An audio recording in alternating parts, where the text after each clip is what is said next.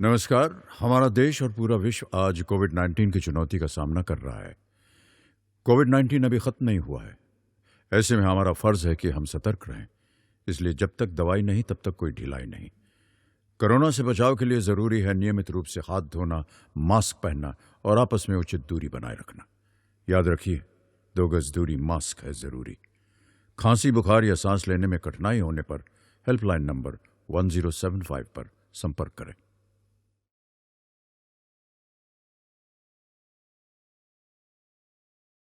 Hello everyone, नमस्ते। मेरा नाम है अमित जैन।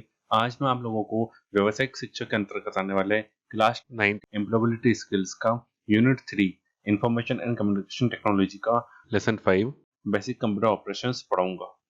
जैसे कि आप जानते हैं कि बेसिक कंप्यूटर ऑपरेशंस का ये जो हमारा पहला टॉपिक है, ये आईसीटी के अंतर्गत आता है। आईसीटी क्या होता है, चलिए इसको समझते हैं। आईसीटी का फुल फॉर्म होता है इंफॉर्मेशन एंड कम्युनिकेशन टेक्नोलॉजी।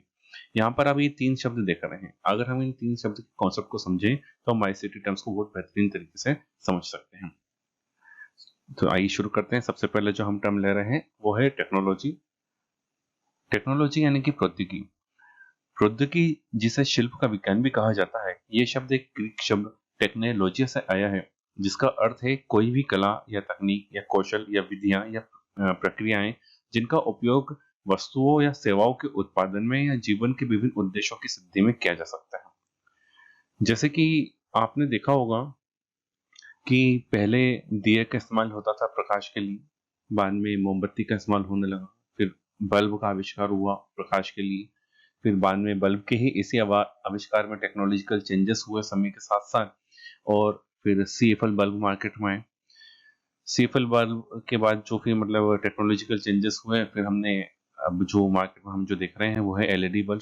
इस तरह से आप देखेंगे कि मतलब लाइट के यूज करने के तरीके में क्या क्या टेक्नोलॉजिकल चेंजेस आए। इसी प्रकार से अब हम जो अगला कॉन्सेप्ट है वो है हमारा इंफॉर्मेशन। चलिए उसको देखते हैं। इंफॉर्मेशन यानी कि जानकारी या सूचना। जानकारी या सूचना डेटा के रूप में वे तथ्य और आंकड़े हैं जो एक संगठित तरीके से प्रस्तुत किए जाते हैं। ये डेटा वर्णों, अंकों या विशेष वर्णों आदि की सहायता से दर्शाए जाते हैं। वर्णों में ए से जेड तक के अक्षर आते हैं, अंकों में 0 से 9 तक, और विशेष वर्णों में plus, minus, divide, into, less than, greater than, equal to, at that आदि सिंबल्स इसके अंतर्गत आते हैं। जब विभिन्न तकनीकों का उपयोग करके जटिल डेटा का विश्लेषण या वर्गीकरण या व्यवस्थित तरीके से सारणीकरण किया जाता है, तब हम कह सकते हैं कि प्राप्त परिणाम वे सूचना है जो हमें सरल और आसान रूप में डेटा से प्राप्त होती है, जिसका उपयोग विभिन्न उद्देश्यों के लिए इस दुनिया में एक छात्र, एक शिक्षक, एक व्यवसायी, एक संगठन, एक शोधकर्ता आदि द्वारा दिन प्रतिदिन की समस्याओं को हल करने के लिए किया जा सकता है। दूसरे शब्दों में हम कह सकते हैं कि डेटा जो होता है वो सूचना का ही कच्चा रूप होता है। चलिए इसी के साथ अब इस टर्मिनोलॉजी को समझते हैं जो कि है इंफॉर्मेशन एंड कम्युनिकेशन टेक्नोलॉजी। सूचना और संचार प्रौद्योगिकी इसके सरलतम रूप में एक स्थान से दूसरे स्थान पर सूचना प्राप्त करने, संग्रहित करने, सूचना का हेरफेर करने या सूचना के भेजने के लिए इलेक्ट्रॉनिक माध्यम के रूप में परिभाषित की जा सकती है। ये संदेश वितरण का अधिक तेज, अधिक सुविधाजनक, एक्सेस करने, समझने और व्याख्या करने में आसान बनाने योग्य एक तंत्र है। ये cell phone, internet, wireless network, computer, radio, television, उपग्रह, बेस स्टेशनों आदि गैजेट्स का उपयोग करता है। इन संसाधनों का उपयोग सूचना बनाने, स्टोर करने, संचार करने और प्रबंध करने के लिए भी किया जा सकता है। इंफॉर्मेशन को हम 2 तरीके से स्टोर कर सकते हैं। जैसे कि पहला जो तरीका है इसका होता है पेन या पेपर के माध्यम से, या हाथ से लिखकर हम कागज पर या कहीं पर लिख के उसको रख सकते हैं रिकॉर्ड के फॉर्म में। वहीं पर सूचनाओं को हम कंप्यूटर में भी डिजिटल मेथड के रूप में रख सकते हैं। जब कोई किसी प्रकार की सूचना, किसी प्रकार की जानकारी को कंप्यूटर के माध्यम से या इस प्रकार के दूसरे गैजेट्स या डिवाइसेस के माध्यम से डिजिटल फॉर्म में स्टोर किया जाता है, तो हम कह सकते हैं कि वो जो इन्फॉर्मेशन है वो एक सॉफ्ट कॉपी के फॉर्म में होता है। ये जो सॉफ्ट कॉपी होती है ये कंप्यूटर में ही बनी किसी प्रकार की फाइल, जो कि एक डॉक्यूमेंट हो सकती है, एक डाटाबेस हो सकती है, एक सॉन्ग या एक वीडियो, कुछ भी हो सकता है। इसी प्रकार से अगर देखा जाए तो ICT has played a vital role in our day to day life. जो आईसीटी है यानी कि जो इंफॉर्मेशन कम्युनिकेशन टेक्नोलॉजी है, इसने हमारे दिन प्रतिदिन के दैनिक जीवन में बहुत ही मतलब इम्पोर्टेंट एक अपना रोल निभाया है। आईसीटी के संपर्क में हम लोग डायरेक्टली या इनडायरेक्टली कभी ना कभी किसी ना किसी रूप में जरूर आते हैं। जैसे कि अगर देखा जाए तो इसके कुछ एग्जांपल्स मैं अगर आपको बताऊं तो जैसे कई बार आप लोगों को कहीं जाना होता है या कुछ मूवीज देखनी है या एयरप्लेन का टिकट बुक कराना है या रेलवे का टिकट बुक कराना है, तो इन दोनों इंफॉर्मेशन एंड कम्युनिकेशन टेक्नोलॉजी के माध्यम से ये संभव हुआ है कि हम टिकट बुक घर बैठे बैठे टिकट बुक करा सकते हैं और अपना जो मतलब उद्देश्य है उसकी पूर्ति कर सकते हैं। इसी प्रकार से जैसे एग्जाम का रिजल्ट देखना है, बैंक में के पैसे एक जगह से दूसरी जगह ट्रांसफर करना है या बैंक का स्टेटमेंट देखना है या बैलेंस देखना है, इसी प्रकार से ऑनलाइन शॉपिंग करनी है, आदि कार्यों के लिए हम आज इन दिनों जो है टेक्नोलॉजी पे डिपेंडेंट है। और ये सब जिन चीजों के अंतर्गत आता है वो ही होता है हमारा इंफॉर्मेशन एंड कम्युनिकेशन टेक्नोलॉजी। इसलिए ये बहुत ही जरूरी हो गया है इन दोनों की जो प्रत्येक व्यक्ति है वो अपने आईसीटी कौशल्स को, इंफॉर्मेशन कम्युनिकेशन टेक्नोलॉजी के जो कौशल्स है उसकी स्किल्स को डेवलप करें और समय के साथ सॉफ्टवेयर और एप्लीकेशंस के बारे में हम अपडेटेड रहें। चलिए अब देखते हैं हमारे अगला जो टॉपिक है जो कि है computer hardware and software. Computer जो होता है वो दो भागों से मिलकर बना होता है। इसके पहले भाग को हार्डवेयर कहते हैं और दूसरे भाग को सॉफ्टवेयर कहते हैं। हार्डवेयर और सॉफ्टवेयर की भी अपनी अपनी एक परिभाषा है जिसे चलिए समझते हैं। हार्डवेयर कंप्यूटर का वो फिजिकल पार्ट होता है जिसे आप देख सकते हैं, छू सकते हैं, महसूस कर सकते हैं। कंप्यूटर का ये पार्ट जो होता है मशीनरी पार्ट होता है, जैसे कि कीबोर्ड होता है, मॉनिटर होता है, CPU, hard disk, motherboard, RAM, processor, graphics card etcetera. ये जो सारी पार्ट होते हैं कंप्यूटर के ये बिजली से चलते हैं। इसी प्रकार से जो सॉफ्टवेयर होता है ये आदेशों का, निर्देशों का एक समूह होता है जो प्रोग्राम से एप्लीकेशन के रूप में एक सॉफ्टवेयर के फॉर्म में हमें देखने को मिलता है। ये जो सॉफ्टवेयर है इसे आप छूकर देख तो नहीं सकते, मतलब महसूस नहीं कर सकते, हाँ, लेकिन इसको आप चलाकर महसूस कर सकते हैं, इसके साथ इंटरेक्शन कर सकते हैं। एक सॉफ्टवेयर को आप ऑपरेट कर सकते हैं, उसको संभाल सकते हैं, उसको कमांड दे सकते हैं। सॉफ्टवेयर को हम दे नहीं सकते लेकिन इसका इस्तेमाल हम जैसा चाहें वैसा कर सकते हैं। सॉफ्टवेयर जो होता है वो एक बहुत ही महत्वपूर्ण कड़ी होता है एक हार्डवेयर के बीच में और एक यूजर के बीच में। मतलब उपयोगकर्ता को अगर किसी प्रकार का कोई आदेश किसी कंप्यूटर के हार्डवेयर को देना है ताकि वो कंप्यूटर का वो हार्डवेयर वाला पार्ट उस आदेश को पूरा कर सके, तो उसको उसको वो आदेश उसके सॉफ्टवेयर के माध्यम से ही देना होता है।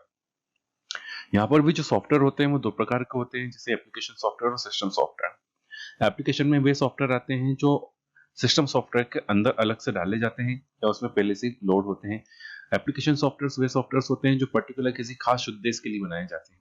जैसे अगर आपको गाना सुनना है तो गाने सुनने के लिए आप ऑडियो प्लेयर यूज करेंगे, वीडियो देखना है, वीडियो देखने के लिए आप वीडियो प्लेयर यूज करेंगे। अगर आप फोन की बात कर रहे हैं तो फोन में अगर आप किसी को फोन लगाना चाहते हैं तो उसके लिए आप डायलर ऐप यूज करेंगे जिस पर आप नंबर को डायल कर सकते हैं। अगर आपको किसी प्रकार के ऑफिस से संबंधित डॉक्यूमेंट्स को क्रिएट करना है, डेटाबेस क्रिएट करना है, या स्प्रेडशीट क्रिएट करना है, या प्रेजेंटेशन बनाना है, तो आप ऑफिस सूट एप्लीकेशन का यूज करेंगे। मतलब ये जो प्रोग्राम्स है, जैसे फोटो एडिटिंग करना है तो फोटोशॉप वगैरह या दूसरे प्रोग्राम्स का यूज करेंगे। अगर आपको पेज मतलब डेस्कटॉप पब्लिशिंग के लिए जैसे शादी का कार्ड बनाना है, विजिटिंग कार्ड बनाना है, तो इसके लिए आप पर्टिकुलर सॉफ्टवेयर जो होते हैं जैसे कोरल इसका इस्तेमाल करेंगे। ये जो सारे सॉफ्टवेयर होते हैं ये पर्टिकुलर एक खास उद्देश्य के हिसाब से बनाए जाते हैं और उसमें उस क्षेत्र विशेष की सुविधाएं दी जाती हैं। इस प्रकार के जो सॉफ्टवेयर होते हैं उनको हम एप्लीकेशन सॉफ्टवेयर कहते हैं। वहीं पर जो अन्य प्रकार का सॉफ्टवेयर होता है जिसे हम सिस्टम सॉफ्टवेयर कहते हैं, ये जो सिस्टम सॉफ्टवेयर होते हैं ये जो सिस्टम सॉफ्टवेयर होते हैं ये आपके कंप्यूटर में या आपके मोबाइल में या आपके लैपटॉप में या आपके टैबलेट में ये पहला ऐसा सॉफ्टवेयर होता है जिसका उस हार्डवेयर में, उस डिवाइस में होना बहुत जरूरी होता है, क्योंकि इसके बिना आप अपने डिवाइस को ऑपरेट नहीं कर सकते। अन्य शब्दों में अगर मैं कहूँ तो ऑपरेटिंग सिस्टम ही वे सॉफ्टवेयर है जो एक यूजर को किसी हार्डवेयर से कनेक्ट करता है। चलिए अब देखते हैं हमारा अगला टॉपिक जो कि है स्टार्टिंग है कंप्यूटर की। कंप्यूटर को शुरू कैसे किया जाए। आप सभी लोगों ने कंप्यूटर देखा होगा। कंप्यूटर या लैपटॉप या इसी प्रकार के जैसे कोई डिवाइस है, मोबाइल है या टैबलेट है, इनमें एक पावर का स्विच होता है। ये पावर के स्विच का सिंपल सा सिंबल जो है वो यूनिवर्सल सिंबल, ये जो आपको डेस्कटॉप पे दिख रहा है, स्क्रीन पे दिख रहा है इस समय, ये वाला सिंबल जो होता है ये पावर का होता है। इस पावर को सिंबल को प्रेस करते ही आपका जो कंप्यूटर है उसमें लाइफ आ जाती है, उसमें इलेक्ट्रिसिटी जैसी फ्लो होती है, वो अपना वर्किंग स्टार्ट कर देता है। और इसी प्रकार से हम कंप्यूटर को बेसिकली स्टार्ट करते हैं। ये कि आपको एक डेस्कटॉप कंप्यूटर में, एक लैपटॉप में, एक मोबाइल में, एक टैबलेट में आसानी से देखने को मिलती है। इसके डिजाइन, इसके कलर, इसके रंग अलग अलग हो सकते हैं, लेकिन इसकी वर्किंग प्रिंसिपल सेम होता है। ये उस डिवाइस को ऑन करता है। जब आप कंप्यूटर में भी इस पावर बटन को ऑन करते हैं तो कंप्यूटर जो होता है वो आपके हार्ड डिस्क में रखे हुए ऑपरेटिंग सिस्टम को रैम में लोड करता है और आपके मॉनिटर में डेस्कटॉप को डिस्प्ले करता है। जब भी हम कंप्यूटर को स्टार्ट करते हैं, कंप्यूटर जो होता है कुछ बेसिक जो टेस्ट होते हैं उसको परफॉर्म करता है। उन टेस्ट को पूरा करने के बाद वो आदेश देता है कि कंप्यूटर स्टार्ट हो जाए, और जैसे ही कंप्यूटर स्टार्ट होता है आपके सामने डेस्कटॉप पर फुल स्क्रीन पर icons, wallpaper, task bar etcetera एक ऑपरेटिंग सिस्टम आपके सामने लेकर आ जाता है। जब भी आप किसी कंप्यूटर में, किसी लैपटॉप में एक पावर बटन को जैसे ही पुश करते हैं, पहले ये चेक करता है कि आप जब कंप्यूटर चालू कर चुके हैं तो इसके चालू करने के बाद क्या ये कंप्यूटर आपके उपयोग के लायक है इस स्थिति में। उसको चेक करने के लिए ये एक टेस्ट करता है, जिस टेस्ट को बोलते हैं पोस्ट। पोस्ट का फुल फॉर्म होता है पावर ऑन सेल्फ टेस्ट। जैसे ही पावर ऑन होता है ये सेल्फ का टेस्ट करता है, ये खुद का टेस्ट करता है और ये देखता है कि क्या सिस्टम ठीक है, सिस्टम में किसी प्रकार की कोई प्रॉब्लम तो नहीं। जब ये सारे टेस्ट कर लेता है, जैसे कीबोर्ड कनेक्टेड है या नहीं है, वीजी केबल कनेक्टेड है या नहीं है, रैम में किसी प्रकार की दिक्कत है या नहीं है, इस प्रकार के टेस्ट करने के बाद ही ये आपके कंप्यूटर को, आपकी विंडो को आपके कंप्यूटर की मेमोरी में लोड करता है। इसके बाद क्या होता है कि बायोस जैसी टेस्टिंग पूरी कर लेता है, ये आपके कंप्यूटर के हार्ड डिस्क में रखे हुए ऑपरेटिंग सिस्टम को आपके कंप्यूटर के रैम में लोड करना स्टार्ट कर देता है। जब ये प्रोसेस हार्ड डिस्क से ऑपरेटिंग सिस्टम की लोडिंग होने की रैम में शुरू होती है, इसी प्रोसेस को हम बोलते हैं बूटिंग। ये बूटिंग वही समय है जिस समय आप किसी कंपनी का एक लोगो, एक इमेज या किसी प्रकार के बैकग्राउंड ट्यून उस समय देखते हैं, जब एक मोबाइल या एक कंप्यूटर या एक टैबलेट चालू हो रहा होता है। उसी प्रोसेस को हम बूटिंग कहते हैं। जब एक कंप्यूटर अपना पूरा जो स्टेप्स है उसे पूरा कर लेता है तो कुछ कंप्यूटर्स में या कुछ मोबाइल में या कुछ टैबलेट्स में एक पासवर्ड स्क्रीन आती है। उस पासवर्ड स्क्रीन पर आकर वो डिवाइस आपका रुक जाता है। ये पासवर्ड स्क्रीन जो होती है डेस्कटॉप स्क्रीन से जस्ट पहले आती है, डेस्कटॉप या होम स्क्रीन से पहले आती है, जिसमें आपसे ये पूछा जाता है कि क्या आप इस कंप्यूटर के ओरिजिनल या करेक्ट यूजर हैं या नहीं। इस प्रोसेस को और इस कॉन्सेप्ट को क्या बोला जाता है, वो होता है लॉगिन या लॉगआउट। क्या होते हैं लॉगिन, चलिए इसे समझते हैं। अनऑथराइज्ड एक्सेस नहीं हो सके आपके डिवाइस का, इसके लिए आप अपने डिवाइस में किसी प्रकार का पासवर्ड ऐड करते हैं। जब ये पासवर्ड आप उसके अंदर ऐड करते हैं तो नेक्स्ट टाइम से जब भी आप कंप्यूटर को स्टार्ट करते हैं, आपको आपके यूजर अकाउंट के सामने दिया गया जो भी पासवर्ड होता है उस पासवर्ड को एंटर करना पड़ता है। जब वो पासवर्ड आप करेक्ट एंटर करते हैं तो उसकी जो भी क्रेडेंशियल्स होते हैं, एल्गोरिथम्स होते हैं विंडो के, वो उन्हें चेक करता है और ये जांचता है कि जो यूजर है वो करेक्ट यूजर है, और उसके बाद वो आपको परमिशन देता है आपके अकाउंट में लॉगिन करने की। लॉग इन करने का मतलब होता है प्रवेश करना। आप कंप्यूटर के अंदर एक जो भी यूजर है वो मतलब उसने कंप्यूटर का एक्सेस दे दिया है। और लॉग आउट का मतलब होता है कंप्यूटर से साइन मतलब बाहर निकलना। इसी प्रकार से लॉग इन को अन्य भाषा में साइन इन बोला जाता है या लॉग आउट को साइन आउट बोला जाता है। यही जो कॉन्सेप्ट है साइन इन का, साइन आउट का, आपने इसके साथ एक शब्द और सुना होगा, साइन अप। साइन अप जो शब्द है बेसिकली अकाउंट बनाते टाइम इस्तेमाल किया जाता है। जब आप कंप्यूटर में या किसी डिवाइस में या किसी वेबसाइट पर एक नया अकाउंट बनाते हैं, उस प्रोसेस को बोलते हैं क्रिएटिंग एन अकाउंट और साइन अप। तो इस प्रकार से ये सारे जो कॉन्सेप्ट हैं, sign in, sign out, log in, log out, sign up, आपस में एक दूसरे से संबंध रखते हैं। यहाँ पर आप देख रहे हैं कई प्रकार के एप्स में और विंडोज में और वेब ब्राउजर में किसी प्रकार का मतलब जो लॉगिन स्क्रीन है, इसमें जैसे ईमेल के माध्यम से या यूजर आईडी या यूजर नेम के माध्यम से या फिर ईमेल मतलब किसी प्रकार का एक पर्टिकुलर जो अकाउंट आईडी होता है और उसके माध्यम से, और पासवर्ड वाले फील्ड के माध्यम से। यहाँ पे ये दो तरह की फील्ड दी जाती हैं, ईमेल आईडी हो गया या यूजर आईडी हो गया, और उसके साथ एक पासवर्ड की फील्ड दी जाती है। यहाँ पर कुछ जगह पे लॉगिन लिखा रहता है, कुछ जगह पे साइन इन लिखा रहता है। इस प्रकार की एंट्री में जब आप करेक्ट इन्फॉर्मेशन या क्रेडेंशियल्स फिलअप करते हैं, उसके बाद जैसे आप लॉगिन पे या साइन इन पे क्लिक करते हैं, आपका विंडो या आपका कंप्यूटर या आपके वेब ब्राउजर, आपकी वेबसाइट आपको उस क्रेडेंशियल्स को चेक करता है और आपको एक्सेस दे देता है। चलिए अब देखते हैं कि कंप्यूटर को बंद कैसे करते हैं। कंप्यूटर को बंद करने का बहुत ही आसान तरीका ये होता है कि किसी भी कंप्यूटर का जो कैबिनेट होता है या लैपटॉप का जो एक पावर बटन होता है, उसमें एक पावर बटन होता है। उस पावर बटन को आप एक बार पुश करके छोड़ दें, तो जो आपका सिस्टम है वो slowly slowly automatically shut down हो जाता है। इसके अलावा भी एक शॉर्टकट की के माध्यम से भी आप कंप्यूटर को बंद कर सकते हैं। बेसिकली इसके लिए जो शॉर्टकट की इस्तेमाल करी जाती है वो अल्टर F4 की करी जाती है, यानी कि अल्टर प्लस F4 का कॉम्बिनेशन। या फिर आप स्टार्ट मेनू पर क्लिक करके आल प्रोग्राम से पहले स्टार्ट मेनू पे जैसे आप क्लिक करते हैं, वहाँ पे साइड में एक ऑप्शन आता है शट डाउन करने का। उस शट डाउन की पर जैसे आप प्रेस करेंगे, आपका जो सिस्टम है वो शट डाउन की प्रोसेस स्टार्ट करता है। शट डाउन एक ऐसी प्रोसेस में जिसमें जितने भी ओपन और जितने भी मतलब प्रोग्राम जो रैम में लोड होते हैं वो वापस अनलोड होते हैं, और आपका जो कंप्यूटर है वो सेफली बंद हो जाता है, ताकि नेक्स्ट टाइम जब आप उसको ओपन करें तो वो प्रॉपरली स्टार्ट हो सके और इसमें किसी तरह की कोई दिक्कत नहीं आए। आपका जो अगला टॉपिक है वो है यूजिंग द कीबोर्ड, यानी कि कीबोर्ड का इस्तेमाल करना। कीबोर्ड के लेआउट में जब भी आप कीबोर्ड को देखेंगे तो उसमें आपको कई प्रकार की बटन मतलब देखने को मिलेंगी। ये बटन होती है कि कैटेगरी में डिवाइडेड रहती हैं, जैसे कि फंक्शन की, कंट्रोल कीज, एंटर की, पंक्चुएशन की, नेविगेशन की, कमांड की, विंडो की।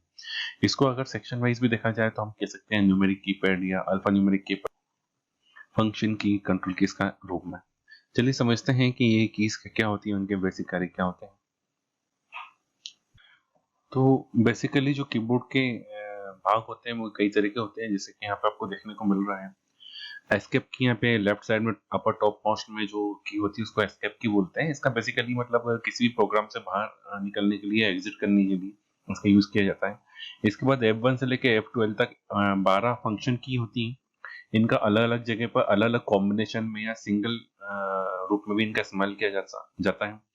जैसे मैंने आपको बताया था थोड़ी देर पहले कि जो सिस्टम को शट डाउन करने के लिए अगर आप एक शॉर्टकट की का भी यूज कर सकते हैं, उस समय यहाँ पे ये जो कंट्रोल की दी गई है अल्टर, इस अल्टर के साथ अगर F4 आप प्रेस करेंगे तो ये दो की का जो कॉम्बिनेशन होगा उससे शट डाउन के लिए डायलॉग बॉक्स आ सकते हैं। तो इस प्रकार से F1 पे जब आप F2 पे जब आप क्लिक करते हैं तो ये रीनेम के लिए यूज हो सकती है। किसी फाइल या किसी फोल्डर पर आपने क्लिक करके रखा है, वो सिलेक्टेड है वो फाइल या फोल्डर, और आपने F2 पे प्रेस किया है तो वो रीनेम हो जाएगा। F1 मोस्टली जो होता है बहुत सारे प्रोग्राम्स में हेल्प के लिए यूज करी जाती है। इस प्रकार से इन कीज का अलग अलग जगह पर अलग अलग तरीका इस्तेमाल किया जा सकता है। ये जो कीज है कॉम्बिनेशन में या सिंगलली भी यूज करी जाती है। इसके प्रकार इसी टाइप से ये वाला जो सेक्शन है पूरा, इसको आप न्यूमेरिक कीपैड बोलते हैं, और ये वाला जो पूरा सेक्शन है, इस पूरे सेक्शन को हम अल्फा न्यूमेरिक कीपैड बोलते हैं। इसको न्यूमेरिक इसलिए बोलते हैं क्योंकि ये यहाँ पे सिर्फ नंबर्स होते हैं, और यहाँ पे जिन लोगों को बहुत ज्यादा काम पड़ता है नंबर से संबंधित, कैलकुलेशन से संबंधित, तो वो जल्दी जल्दी न्यूमेरिक डेटा को, वैल्यूज को एंटर कर सकें, उसके लिए यहाँ पे एक न्यूमेरिक की सेक्शन दिया जाता है। वहीं पर अल्फा न्यूमेरिक की सेक्शन में आप देखेंगे यहाँ पर स्पेशल सिंबल्स भी हैं, जैसे एट द रेट के सिंबल है, less than, greater then, plus minus, divide into के साथ साथ यहाँ पे 1 2 3 4 5 6 भी दिया है, और ABCD भी यहाँ पे लिखा हुआ है। साथ साथ में यहाँ पे कुछ कंट्रोल कीज भी हैं, जैसे space bar, control, alter, shift, inter, tab etcetera. ये कीज के क्या क्या काम होते हैं, जैसे कि यहाँ पे अगर अपन देखें कि यहाँ पे ये जो कीज है इसको कर्सर की या डायरेक्शन की या एरो कीज बोला जाता है। ये जो कीज होती है चार होती है, अप, डाउन, लेफ्ट और राइट के फॉर्म में। तो चलिए इनको देखते हैं कि ये क्या होते हैं। कंट्रोल कीज वो कीज होती हैं जो कंट्रोल करती हैं, ये प्रिंट नहीं होती है। जो भी आप कार्य कर रहे हैं उसमें वो कमांड देती है, कमांड को एग्जीक्यूट करती है। इनसे कुछ कंट्रोल की कॉम्बिनेशन में भी यूज होती है, जैसे कॉपी करने के लिए कंट्रोल+C का इस्तेमाल करते हैं, और इस प्रकार से हम कंट्रोल की का यूज करते हैं। कंट्रोल कीज जो होती हैं वो होती हैं कंट्रोल इसलिए शॉर्ट में कीबोर्ड में आपको CTRL के रूप में देखने को मिलती है।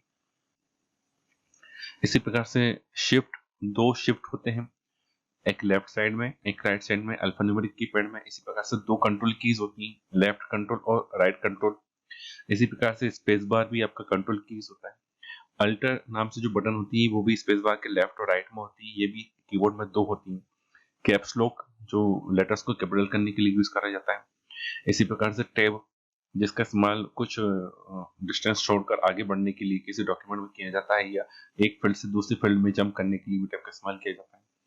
इसके बाद ये जो इंटर की है, इंटर की को जिसको कुछ कीबोर्ड में या कुछ जगहों पर रिटर्न की भी कहा जाता है, इसका इस्तेमाल किसी डॉक्यूमेंट या किसी अन्य जगह पर या किसी एक फील्ड से दूसरी फील्ड में आने के लिए हम इसका इस्तेमाल करते हैं। कीबोर्ड में ये दो जगह पर होती है, एक अल्फान्यूमेरिक कीपैड सेक्शन में, इस सेक्शन में, और एक न्यूमेरिक कीपैड सेक्शन इस जगह पर। इसी प्रकार से जो अल्फान्यूमेरिक कीपैड होता है वहाँ पे पंक्चुएशन कीज भी होती हैं, जो कि होती हैं जैसे कॉमा हो गया, अब आपका क्वेश्चन मार्क का साइन हो गया, ब्रैकेट हो गया, सेमीकोलन हो गया, कोलन हो गया, हैश हो गया, डैश हो गया। इस प्रकार के जो सिंबल्स हैं वो भी आपको यहाँ पे देखने को मिलते हैं। फिर नेविगेशन की में कई प्रकार की कीज आती हैं, जैसे ये अदर की का सेक्शन जो आपको दिख रहा है, ये नेविगेशन की के अंतर्गत आता है। नेविगेशन की में आपकी कर्सर कीज भी आ गई, डायरेक्शन कीज भी आ गई, और यहाँ पर insert, delete, home, and, page up, page out की का भी इस्तेमाल किया गया। होम की और एंड की का इस्तेमाल यहाँ पर ये है कि जैसे आप किसी पैराग्राफ में हैं, अगर आपने होम पे क्लिक करा तो उस पैराग्राफ के आप या उस सेंटेंस की स्टार्टिंग में पहुंच जाएंगे, एंड पे क्लिक करेंगे तो उस पैराग्राफ में जो सेंटेंस है उसके एंड पे पहुंच जाएंगे। पेज अप और पेज डाउन का यूज ही होता है कि एक पेज अप या एक पेज डाउन या टोटली होम एकदम डॉक्यूमेंट के टॉप पे या डॉक्यूमेंट के एंड वाले पेज पर पहुंचने के लिए इसका इस्तेमाल करते हैं। इसी सेक्शन में आपको इंसर्ट, डिलीट और back space, alphanumeric keypad section में बैक स्पेस, ये जो बटन है इसको आप हम लोग जो है वो कमांड कीज ही बोलते हैं। ये बैक स्पेस का यूज आपने कुछ लिखा है उसको कुछ लेटर्स डिलीट करने के लिए किया जाता है, पूरा कंटेंट डिलीट करने के लिए आप डिलीट का भी यूज कर सकते हैं। इसी प्रकार से इंसर्ट का यूज किसी कंटेंट को इंसर्ट करने के लिए भी कर सकते हैं। इस प्रकार से जो कीपैड होता है वो कई सेक्शन में डिवाइडेड रहता है, जिसके अलग अलग अपने अपने यूज होते हैं। खास बात यहाँ पे देखने वाली ये है कि यहाँ पे एक विंडो की भी होती है और एक राइट क्लिक की भी होती है। जो विंडो की होती है वो स्पेस बार के लेफ्ट में होती है, जिसमें विंडो का लोगो बना रहता है। इसको क्लिक करने से आपके विंडो में या आपका ऑपरेटिंग सिस्टम में जो होता है स्टार्ट मेनू ओपन हो जाता है।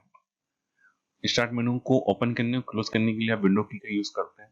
विंडो की जो कीबोर्ड में होती है वो दो होती है, स्पेस बार के लेफ्ट में भी होती है और राइट में भी होती है। स्पेस बार के राइट के जस्ट राइट में एक की और होती है जिसको हम राइट क्लिक का मेनू भी बोलते हैं, राइट क्लिक बटन भी बोलते हैं। ये कीबोर्ड में जैसे अपने माउस में जो राइट क्लिक का बटन होता है उसी तरह से उस फंक्शन को कीबोर्ड के माध्यम से राइट क्लिक करने के लिए भी इसका इस्तेमाल किया जाता है। चलिए देखते हैं इसके साथ अगला टॉपिक जो कि है यूजिंग द माउस।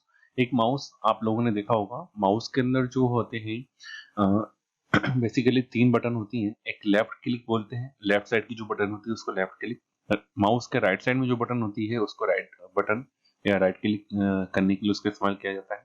और माउस के बीच में एक स्क्रॉल की होता है, स्क्रॉल का मतलब होता है अप या डाउन घुमाना। उस की का भी यूज हम दो तरीके से कर सकते हैं। पहला तरीका ये है कि उसको सिर्फ आप रोल कर सकते हो, मतलब उस पे अपनी फिंगर को रख के आप उसको जैसे अप या डाउन डायरेक्शन में मूव करोगे तो जो भी पेज है वो अप या डाउन हो जाएगा।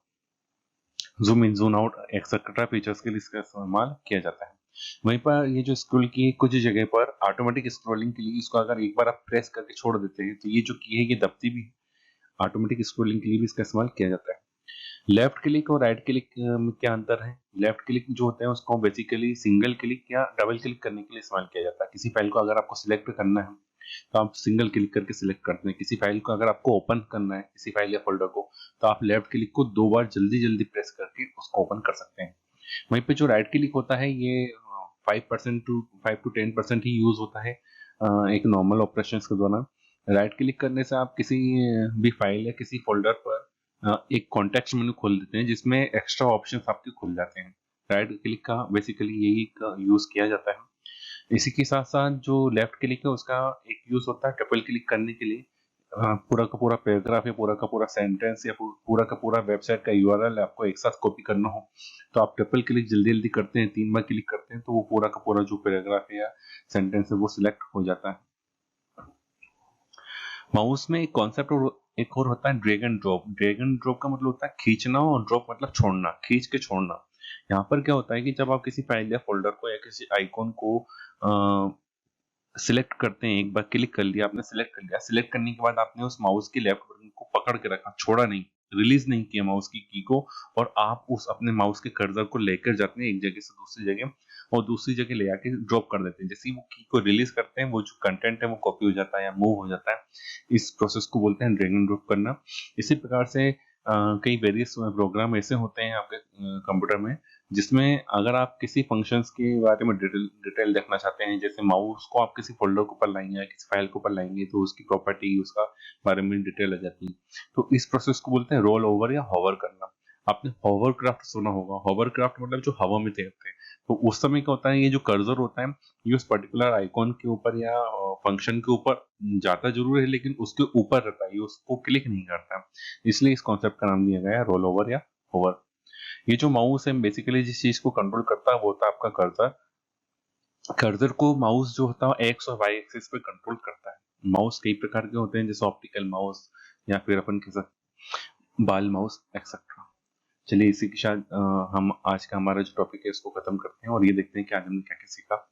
आज हमने कंप्यूटर की बेसिक ऑपरेशंस और कंप्यूटर की वर्किंग देखी। यहाँ पे हमने हार्डवेयर और सॉफ्टवेयर के बारे में बेसिक कॉन्सेप्ट्स को क्लियर करा, कीबोर्ड और माउस के पार्ट्स के बारे में समझा और उनकी बेसिक वर्किंग को देखा। इसी के साथ अब देखते हैं कि हमारा जो अगला टॉपिक होगा वो होगा आईसीटी यूनिट 3 का chapter 6 performing basic file operation. ये आपका आपकी बुक के पेज नंबर 72 पे मिलेगा। इसके अंतर्गत जो हम टॉपिक कवर करेंगे वो होंगे basic file operations, creating file in folders और फ्यू शॉर्टकट कीज। चलिए इसी के साथ मैं आप सभी से विदा लेता हूँ। Thank you, thanks a lot. किशोर अवस्था संबंधित समस्याओं के परामर्श हेतु समर्पित उमंग किशोर हेल्पलाइन के टोल फ्री नंबर 144225 पर संपर्क करें।